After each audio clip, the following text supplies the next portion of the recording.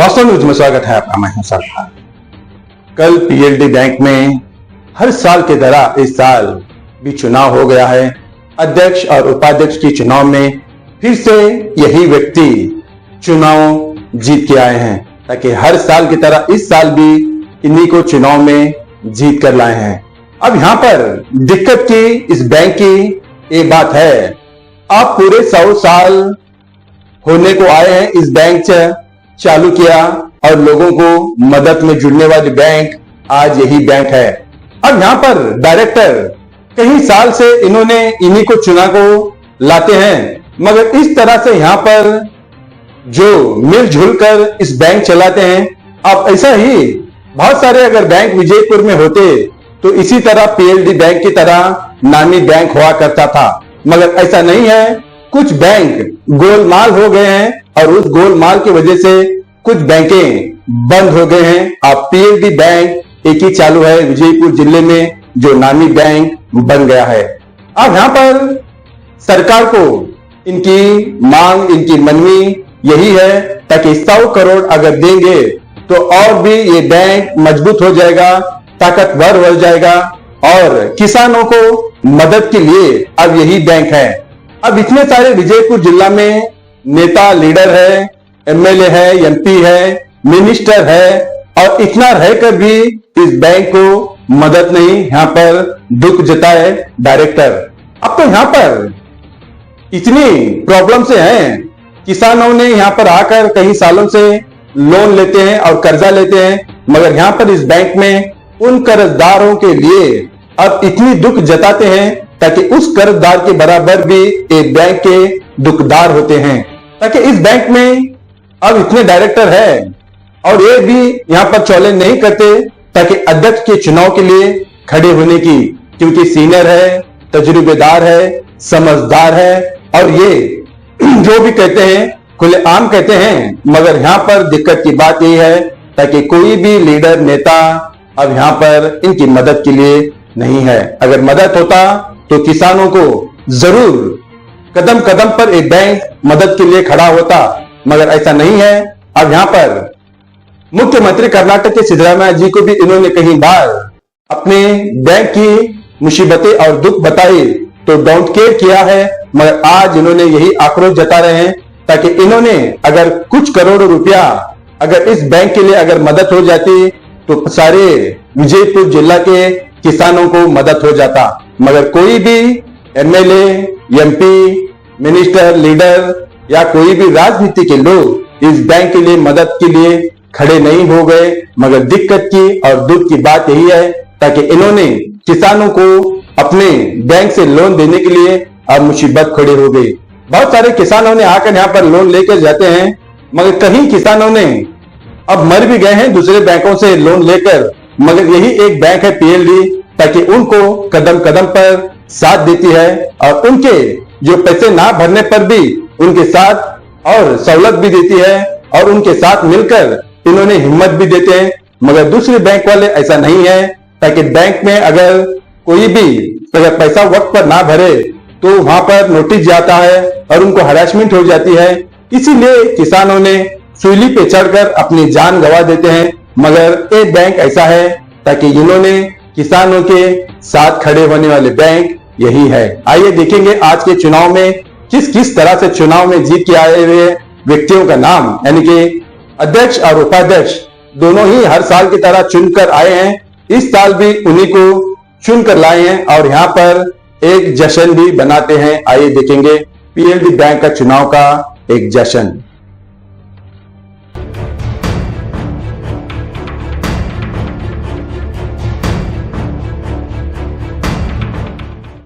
ನಮ್ಮ ತಾಲೂಕಿನೊಳಗೆ ಅವಿರೋಧವಾಗಿ ಆಯ್ಕೆ ಮಾಡಿವಿ ಅಂದ್ರೆ ಅದೇ ಒಂದು ನಾವು ಖುಷಿ ಪಡುವಂಥದ್ದು.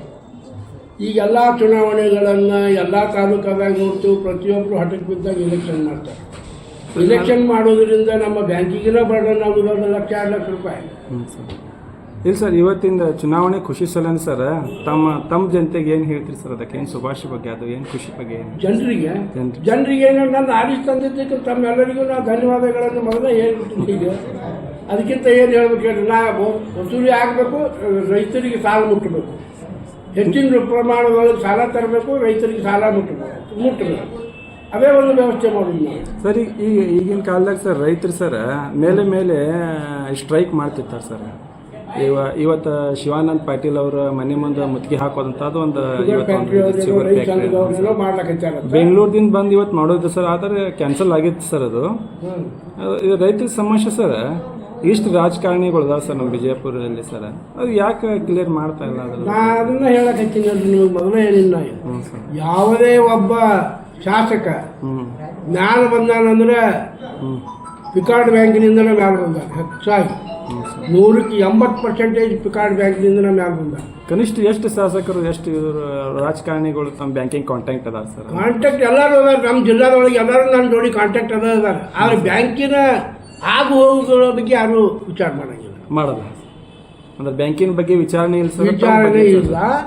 ನಾವಾಗಿ ಹೋಗಿ ಹೇಳಿದಾಗ ಹಿಂಗೆ ಆಗ್ತಾರ ಅವ್ರು ಅಷ್ಟೇ. ಆದ್ರೆ ಅವರಿಗೆ ಈ ಸಾಲ, ಇದು ಬ್ಯಾಂಕ, ಇಲ್ಲಿ ರೈತ ತಗೋತಾನ ಅಂತಕ್ಕಂಥದ್ದು ಏನೂ ಇಲ್ಲ. ಏನು ರಾಜಕಾರಣದಿಂದ ಯಾವುದೂ ನಮ್ಮ ಬ್ಯಾಂಕಿಗೆ ಸಪೋರ್ಟ್ ಇಲ್ಲ? ಏನೂ ಸಪೋರ್ಟ್ ಇಲ್ಲ. ನಮಗಂತೂ ಏನೂ ಸಪೋರ್ಟ್ ಇಲ್ಲ. ಈಗ ಇನ್ನು ಮುಂದೆ ಈ ರೀತಿ ನೋಡಿದ್ರೆ ಸಪೋರ್ಟ್ ಮಾಡ್ತಾರಲ್ಲ ಅಂತ ವಿಚಾರ ನಮಗೆ. ಸರಿ ಸರ್. ಯಾರೂ ಇಲ್ಲಿವರೆಗೂ ನಮಗೆ ಸಪೋರ್ಟ್ ಮಾಡಿಲ್ಲ. ಅಸೆಂಬ್ಲಿ ಒಳಗೆ ಯಾವ ಶಾಸಕರು ಕೂಡ ಒಮ್ಮೆನೂ ಎದ್ದು ನಿಂತ PLD ಬ್ಯಾಂಕಿನ ಪರಿಸ್ಥಿತಿ ಏನೈತಿ ಅಂತ ಯಾವನೂ ಒಂದು ಕ್ವಶನ್ ಮಾಡಿಲ್ಲ.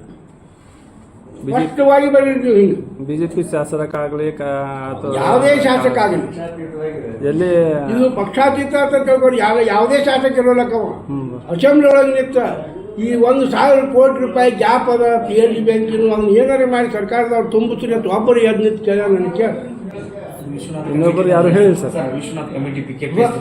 ಅದೇ ಅದು ಆಯ್ತು. ಈ ಸೆಂಟ್ರಲ್ ಗೌರ್ಮೆಂಟ್ ಸಹಿತ ಆ ಉಳಿಕೆದವ್ರಿಗೆ, ಸೊಸೈಟಿಗಳಿಗೆ, ಅವ್ರಿಗೆ ವಿಶ್ವನಾಥ್ ಕಮಿಟಿ ಅವ್ರಿಗೆ ಏನೇನೋ ಮಾಡಿದ್ರು. ಆಗ ನಮಗೆ ಯಾರೂ ಟಚ್ ಮಾಡಲಿಲ್ಲ. ದೀರ್ಘಾವಧಿ ಸಾಲ ನಿಜವಾಗಿ ರೈತರಿಗೆ ಅನುಕೂಲ ಆಗಬೇಕಾಗಿತ್ತು. ದೀರ್ಘಾವಧಿ ಸಾಲದಿಂದ ಅವ್ರಿಗೆ ಅನುಕೂಲ ಆಗೋದು. ಸರ್, ಈಗ ರೈತರಿಗೆ ಸಾಲ ಕೊಡ್ತಾರಲ್ಲ ಸರ್, ಎಷ್ಟು ಬ್ಯಾಂಕ್ನವ್ರು ಕೊಡ್ತಾರೆ ಸರ್? ಎಲ್ಲ ಬ್ಯಾಂಕ್ನವ್ರು ಕೊಡ್ತಾರೆ. ಅಂದ್ರೆ ಹೆಚ್ಚು ನಿಮ್ಮ ಬ್ಯಾಂಕಿನಿಂದ? ನಮ್ಮ ಬ್ಯಾಂಕಿನಿಂದ ರೈತರು ದೀರ್ಘಾವಧಿ ಸಾಲ ಅದು 3% ತಗೊಳ್ಳುವಂಥದ್ದು ಯಾವುದಾದ್ರೂ ಸಂಸ್ಥೆ ಇದ್ರೆ ನಮ್ಗೆ ಒಂದೇ ದೀರ್ಘಾವಧಿ ಸಾಲ. ಈಗ ಸೊಸೈಟಿ ಒಳಗೆ ಈ ವರ್ಷ ತುಂಬ್ತಾರೆ, ಮತ್ತು ಮುಂದಿನ ವರ್ಷ ಅಲ್ಲೇ ಅವ್ರು ಸೊಸೈಟಿ ಸೆಕ್ರೆಟರಿ ರೊಕ್ಕ ಇದ್ದು ಅಲ್ಪಾವಧಿ ಸಾಲ ಆಯ್ತು ಅಲ್ಲೇ ಮುಡ್ಕೋತಾರೆ, ಬಡ್ಡಿ ತುಂಬ್ತಾರೆ, ಮತ್ತು ಹೊಸ ಹಾಕಿ ಕೊಡ್ತಾರೆ. ನಮ್ದು ಹಂಗಿಲ್ಲ. ಒಂದು ದ್ರಾಕ್ಷಿ ಸಾಲ ಇತ್ತು ಅಂದ್ರೆ ಮೊದಲನೇ 3 ವರ್ಷ ಬರೀ ಬಡ್ಡಿ ಬರ್ತದೆ. ಮುಂದಿನ 4 ವರ್ಷ ಬಡ್ಡಿ ಅಸಲ ಶೇಷ ಬರ್ತದೆ. 7 ವರ್ಷಗಳ ಸತತವಾಗಿ ಅದಕ್ಕೆ ಅವಕಾಶ ತುಂಬಲಾಗ್ತದೆ. ಅಂಥ ವ್ಯವಸ್ಥೆ ಇದ್ರೂ ಕೂಡ ಇವತ್ತು ರೈತ ತುಂಬಲಕ್ಕಿದ್ದು ಇಲ್ಲ. ಯಾಕಂದ್ರೆ ಸಕಾಲಕ್ಕೆ ಮಳೆ ಇಲ್ಲ, ಸಕಾಲಕ್ಕೆ ಮಳೆ ಹೆಚ್ಚಾಕದ, ಒಮ್ಮೆ ಮಳೆ ಇಲ್ಲ, ದ್ರಾಕ್ಷಿ ಫೇಲ್ ಹಾಕವ. ಈ ವರ್ಷ ಅಂತೂ ತೊಗರಿ ಕಂಪ್ಲೀಟ್ ಸತ್ಯನಾಶ ಆಗಿದೆ. ಏನು ಬೆಳೆ ರೈತರಿಗೆ ತುಂಬೋದ್ರೆ ನಾವು ಯಾವ ಮೂತಿ ಇಟ್ಕೊಂಡು ಹೋಗ್ಬೇಕು? ರೈತರಿಗೆ ತುಂಬಲ್ಲ. ಇಂಥ ಪರಿಸ್ಥಿತಿ ಒಳಗೆ ರೈತಂತೂ ಬಹಳಷ್ಟು ನೊಂದ್ಕೊಂಡಾನ. ರೈತ ಉದ್ಧಾರ ಆಗಬೇಕಾಗಿತ್ತು ಅಂದ್ರೆ ಇದೊಂದು ಗ್ಯಾಪ್ ಏನು 1,000 ಕೋಟಿ ಅದ. ಈ 1,000 ಕೋಟಿ ಸರ್ಕಾರ ಭರಿಸಿದ್ರೆ ಮುಂದೆ 10-15 ವರ್ಷ ಯಾಕೆ ಬಂದಕ್ಕೆ ರೈತ ನೆಮ್ಮದಿಯಿಂದ ಸಾಲ ತಗೋತಾನ, ತುಂಬ್ತಾನ, ಅನುಕೂಲ ಆಗ್ತದ ಅಂತಕ್ಕಂಥ ಉದ್ದೇಶ. 90ರಿಂದ 90 ಶತಮಾನಗಳನ್ನು ನಾವು ಕಳೆದ್ರೂ ಕೂಡ ಇನ್ನೂ ನಮ್ಮ ಬ್ಯಾಂಕ್ ಉದ್ಧಾರ ಆಗಿಲ್ಲ ಅಂದ್ರೆ ನಮಗೆ ಭಾಳ ಕೆಟ್ಟ ಅನಿಸ್ತದೆ ಸರ್. ಈಗ ಇದು ಎಷ್ಟನೇ ಚುನಾವಣೆ ಸರ್? ಇದು ಸಾಧಾರಣ ಚುನಾವಣೆ ಎಷ್ಟನೇ ತಪ್ಪ ಇದು?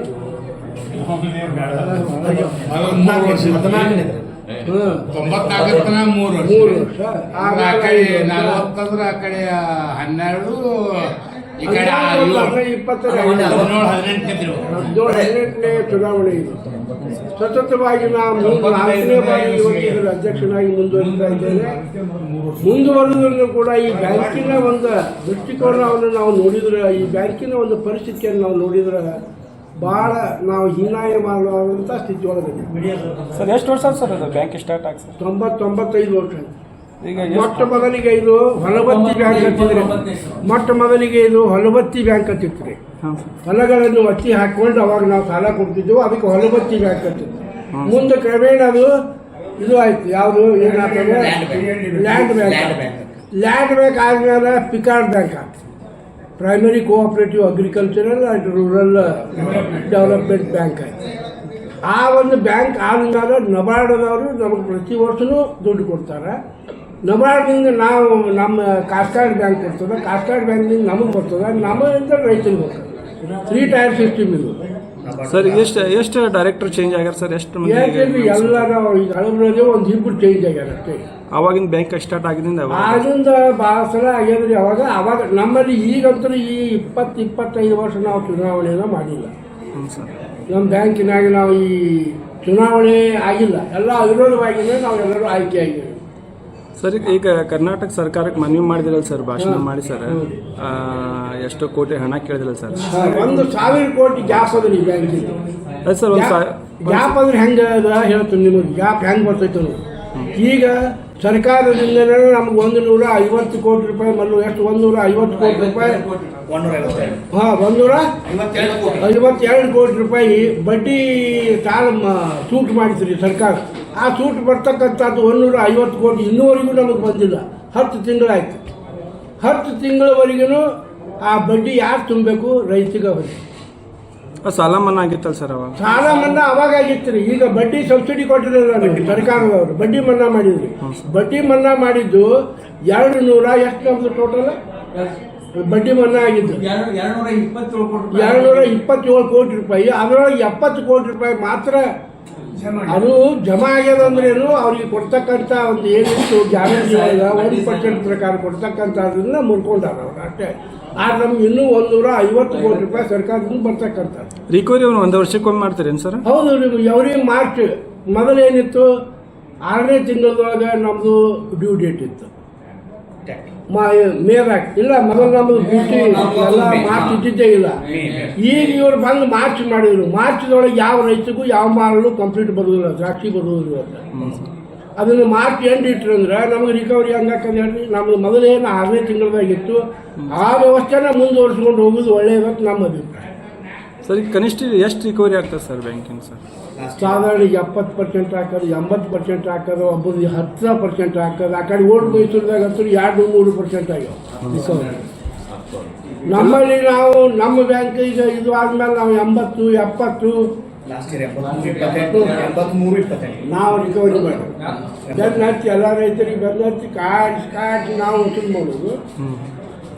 ಮತ್ತು ಇಂಥ ಒಂದು ಪರಿಸ್ಥಿತಿ ಒಳಗೆ ನಮ್ಮ ಬ್ಯಾಂಕ್ ಅದಾವೆ. ಇದನ್ನು ಯಾವುದಾದ್ರೂ ಏನಾದರೂ ಮಾಡಿ ಸರ್ಕಾರ ಒಂದು ಸ್ವಲ್ಪ ಕಣ್ಣು ಈ ಕಡೆ ಹರಿಸಿದ್ದು ಆದ್ರು ಅಂದರೆ ನಾವು ವಿಚಾರ.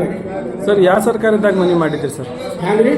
BJP ಸರ್ಕಾರದಾಗ ಮಾಡಿದ್ದೀರೋ ಕಾಂಗ್ರೆಸ್ ಸರ್ಕಾರದಾಗ ಮಾಡಿದ್ದೀರಿ? ಏನು ಬಡ್ಡಿ ಇವರೇ ಮಾಡಿದ್ರಲ್ರಿ, ಇವರಿದ್ದಾಗ ಮಾಡಿದ್ರು ಕಾಂಗ್ರೆಸ್ದವರೇ ಮಾಡಿ. ಕಾಂಗ್ರೆಸ್ ಸರ್ಕಾರ ಆದ್ರೆ ಆ ಬಡ್ಡಿ ಇನ್ನೂ ಬಂದಿಲ್ಲ ನಮ್ಗೆ. ಅದನ್ನು ನಾವೇನಿಲ್ಲ ಕೊಟ್ಟಂಗೆ ಆಗಿಲ್ಲ ಅವರು. ನಮಗಿನ್ನ 150 ಕೋಟಿ ಕೊಟ್ಟಾಗ ನಮ್ಮ ಎಲ್ಲ ಪ್ರತಿಯೊಂದು ಬ್ಯಾಂಕಿಗೆ ಹೋಗಿ ಮುಟ್ಟಬೇಕು ಅವ್ರು ರೊಕ್ಕ. ಅವಾಗ ನಮ್ಮ ಕಾಸ್ಕಾಡ್ ಬ್ಯಾಂಕ್ನವ್ರು ಮುಟ್ಕೋತಾರೆ ಇಲ್ಲ ಸರ್. ಈಗ ಸರ್ ಈಗ ಎಷ್ಟನೇ ಬಾರಿ ಸರ್ ಅಧ್ಯಕ್ಷರಾಗಿತ್ತು ಸರ್? ನಾವೇ 5-6ನೇ ಸಲ ಆಗಿರ್ಬೇಕು ರೀ. 5-6ನೇ ಸರ್. ಉಪಾಧ್ಯಕ್ಷ ಸರ್? ಅವರು 5-6ನೇ ಸರ್. 5 ಸಲ ಆಗಿರ್ಬೇಕು. ಈಗ ಕಂಟಿನ್ಯೂಸ್ ನೀವೇ ಉಪಾಧ್ಯಕ್ಷ ಅಧ್ಯಕ್ಷರಿದೆ ಸರ್. ತಮ್ಮ ಹೆಸರು ಸರ್? VN ಬಿಡೋದ ಬಬಲೇಶ್ವರ್ ಸುನೀಲ್ ಗೌಡ ಬಗಲಿ ಹೊನ್ನೊಟ್ಟಿಗೆ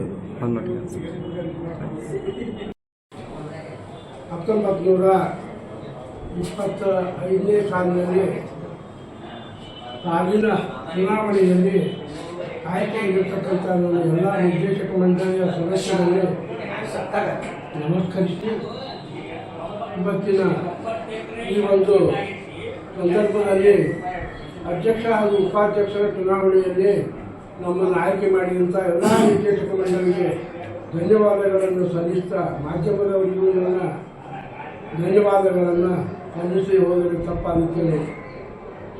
ಇವತ್ತಿನ ದಿವಸ ಎಲ್ಲ PLD ಬ್ಯಾಂಕ್ಗಳು ಏನದಾವ ರೈತನ ಬೆನ್ನೆಲುಬು ಅಂದರೆ ಯಾವುದಾದ್ರೂ ಇದ್ರೆ ಇವತ್ತು PLD ಬ್ಯಾಂಕ್. ಪಿಕಾರ್ಡ್ ಬ್ಯಾಂಕ್ಗಳಿಂದ ಎಲ್ಲ ರೈತ ಉದ್ಧಾರ ಆಗಿತ್ತು. ಆ ರೈತನ ಇವತ್ತು ಮರೆಯುವಂಥ ಸಂದರ್ಭ ಬಂದರು. ರಿಕವರಿ ಸರಿಯಾಗಿಲ್ಲ, ಗ್ಯಾಪ್ ಹೆಚ್ಚಿರುವುದರಿಂದ ಒಂದು ಬ್ಯಾಂಕಿನಿಂದ 3, 4, 5, 6, 7 ಕೋಟಿವರೆಗೂ ಗ್ಯಾಪ್ ಅದು.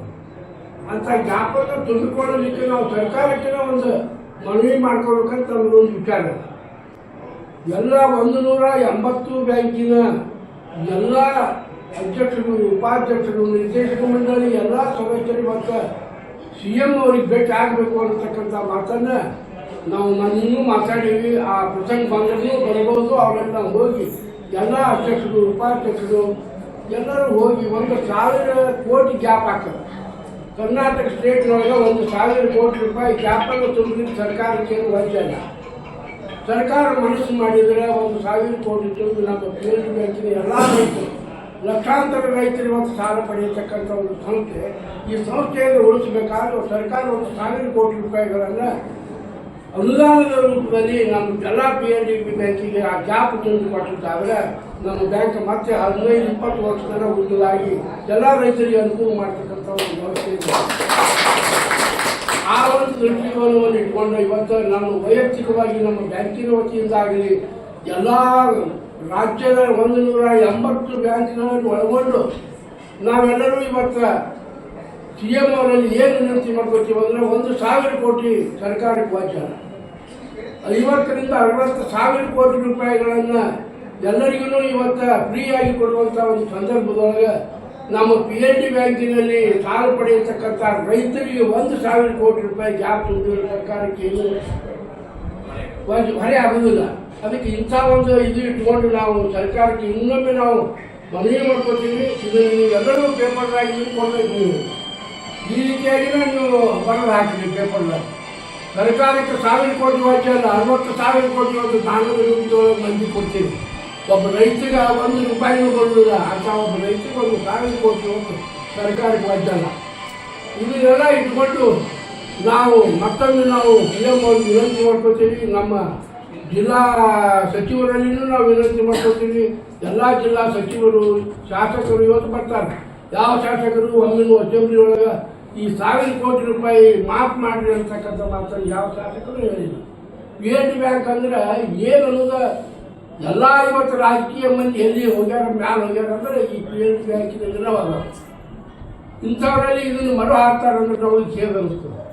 ದಯವಿಟ್ಟು ಎಲ್ಲರೂ PLD ಬ್ಯಾಂಕ್ ಅಂದರೆ ನಮಗೆ ಫಂಡಮೆಂಟಲ್ ಏನು ಐದಪ್ಪ ತಳಹದಿ ಏನು ಅಂದರೆ ಒಬ್ಬ ರಾಜಕೀಯ ಮನುಷ್ಯ ಮ್ಯಾಲ ಬರಬೇಕಾದ್ರೆ PLD ಬ್ಯಾಂಕಿನಿಂದನೇ ಬಂದಾನೆ, ಅಲ್ಲಿಂದನೇ ಬರ್ತಾನೆ. ಇವತ್ತು ಅಸೆಂಬ್ಲಿ ಕುತ್ಕೊಂಡು ಯಾವ ಶಾಸಕರು ಮಾತಾಡುತ್ತೆ 1,000 ಕೋಟಿ ಸರ್ಕಾರಕ್ಕೆ ವಾಚ್ಯ ಹೇಳಿದ್ರು. 1,000 ಕೋಟಿ ತುಂಬಿದ್ರೆ ಏನು ವಾಚ್ಯ ಆಗೋದಿಲ್ಲ ಸರ್ಕಾರಕ್ಕೆ. ಏನು ಬರ್ತಾರೆ ಬರೋಂಗಿಲ್ಲ. 60,000 ಕೋಟಿ ಒಳಗೆ 61,000 ಕೋಟಿ.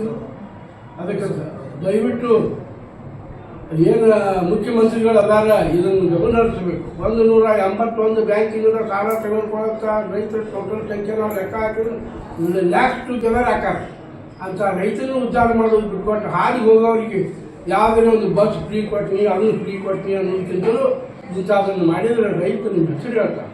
ರೈತ ಉದ್ಧಾರ ಹಾಕಲ್ಲ. ಇವತ್ತು ಯಾವುದೇ ಒಬ್ಬ ರೈತ ಉದ್ಧಾರ ಆಗಬೇಕಾಗಿತ್ತು ಅವ್ರಿಗೆ PLD ಬ್ಯಾಂಕಿನಿಂದ ಉದ್ಧಾರ ಆಗ್ಯಾರ. ಯಾವ ರೈತರು ಯಾವುದೇ ಉದ್ಧಾರ ಆಗಿಲ್ಲ. ಅದನ್ನು ನಾವು ಗಮನದಲ್ಲಿ ಇಟ್ಕೊಂಡು ಇವತ್ತು CM ಅವ್ರಿಗೆ ಮತ್ತೊಮ್ಮೆ ನಾವು ವಿನಂತಿಯನ್ನು ಮಾಡ್ಕೋತೀವಿ. ನೀವು ಮಾಧ್ಯಮದವರನ್ನೆಲ್ಲ ನಾಳೆ ನೀವು ಪೇಪರ್ದಾಗ ಹಾಕಿದ್ರು ಕೂಡ ಇದೇ ರೀತಿಯಾಗಿ ನಾವು ಏನು ಮಾತಾಡಿದ್ರೆ ಅದನ್ನೇ ಹಾಕಿದ್ರು. ಬಿಜಾಪುರ PLD ಬ್ಯಾಂಕಿನ ಅಧ್ಯಕ್ಷರ ಮಾತಾಡಿದ್ದಂತ ಹಾಕಿ ನಾವು ಇನ್ನೊಮ್ಮೆ ಅವ್ರ ಕಡೆ ಭೇಟಿಯಾಗುವಂಥ ಒಂದು ವ್ಯವಸ್ಥೆಯನ್ನು ನಾವು ಮಾಡ್ಕೋತೀವಿ. ಅದಕ್ಕೆ ನಿಮಗೂ ಕೂಡ ಅದಕ್ಕೆ ಸಹಕಾರ ಇರಬೇಕು. ನಿಮ್ಮೆಲ್ಲರ ಸಹಕಾರ ಇರಲಿ, ಮುಂದುವರಿಲಿ. ರಿಕವರಿ ಒಳಗೆ ನಾವೆಲ್ಲರೂ ಇನ್ನು ಮುಂದೆ ಆಸಕ್ತಿಯನ್ನು ವಹಿಸಿ ವಸೂಲು ಮಾಡಿದೆವು ಅಂದ್ರೆ ನಮ್ಮ ಬ್ಯಾಂಕ್ ಉದ್ಧಾರ ಆಗ್ತದೆ. ನಾವು ಮತ್ತೊಬ್ಬರ ಮೇಲೆ ಡಿಪೆಂಡ್ ಆಗಬಾರ್ದು. BDP ಒಳಗೆ ನಾವು ಹೆಚ್ಚಿಗೆ ಮುತುವರ್ಜಿ ವಹಿಸಿ BDP ಅಂದರೆ ಡೆಪಾಸಿಟ್ ಕಲೆಕ್ಷನ್ ಒಳಗೆ ನೀವೆಲ್ಲರೂ ಮುತುವರ್ಜಿ ವಹಿಸಿ. ಎಲ್ಲ ಇವತ್ತು ನಿರ್ದೇಶಕರು ಏನದಿರಿ ಡೆಪಾಸಿಟ್ ಇಡೋದ್ರಾಗ ಒಂದಿಟ್ಟು ಆಸಕ್ತಿ ವಹಿಸ್ರಿ. ಆಸಕ್ತಿ ವಹಿಸಿದ್ದಾರೆ. ಇವತ್ತು ಸುಮಾರು 6ರಿಂದ 6.5 ಕೋಟಿ ರೂಪಾಯಿ ನಮ್ಮ ಬ್ಯಾಂಕಿನಲ್ಲಿ ಇವತ್ತು ದುಡಿಯೋ ಬಂಡವಾಳ BDP. ಅದಕ್ಕೆ ಇನ್ನಷ್ಟು ನಾವು ಹೆಚ್ಚು ಮಾಡಿದ್ವಿ ಅಂದರೆ ನಮ್ಮ ಕಾಲ ಮೇಲೆ ನಾವು ನಿಂತಿರ್ತೀವಿ ಅಂತಕ್ಕಂಥ ಶಕ್ತಿ ನಮಗೆ ಬರಬೇಕು. ಆ ಶಕ್ತಿಯನ್ನು ಆ ದೇವರು ನಮಗೆಲ್ಲರಿಗೂ ದಯಪಾಲಿಸಲಿ ಅಂತ ಹೇಳಿ ನನಗೇನು ಈ ಮಾತುಗಳನ್ನು ಆಡಲಿಕ್ಕೆ ಅವಕಾಶ ಮಾಡಿಕೊಟ್ಟಿದ್ದೀನಿ. ನಿಮ್ಮೆಲ್ಲರಿಗೂ ಮತ್ತೊಮ್ಮೆ ಮಾಧ್ಯಮದವರಿಗೆ ನಿಮ್ಮೆಲ್ಲರಿಗೂ ಧನ್ಯವಾದಗಳನ್ನು ಸಲ್ಲಿಸಿ ನಾನು ಮಾತು